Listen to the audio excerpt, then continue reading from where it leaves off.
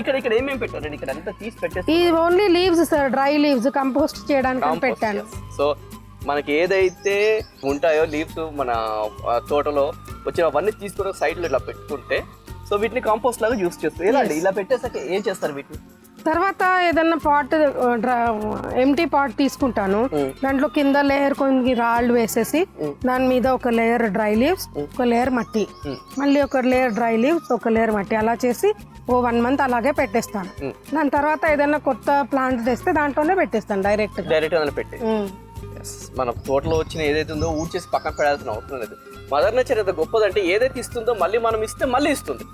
Super. So ఆ ఆకులన్నీ తీసి ఒక అంటే ఏదైతే వాడిపోయిన ఆకులు ఉంటాయో అవన్నీ ఇట్లా వేసుకుంటే ఫస్ట్ మనం ఏంటంటే ఒక కింద కంకర వేసుకుంటామా మట్టి అంటే లేదు సార్, స్టోన్స్ కింద స్టోన్స్ వేస్తే వాటర్ లేదా ఈ మట్టి కుండలు ఉంటాయి కదా, దాని అవి ఇరిగిపోయిన చిప్పలు ఉంటాయి, లేదా కోకోనట్ చిప్పలు ఉంటాయి, అవి రివర్స్ చేసి పెట్టేస్తాను. Okay fine. అది కూడా ఏమిటంటే వాటర్ స్టాగ్నెట్ అవ్వకుండా డ్రైన్ అవ్వడానికి ఈజీగా ఉంటుంది.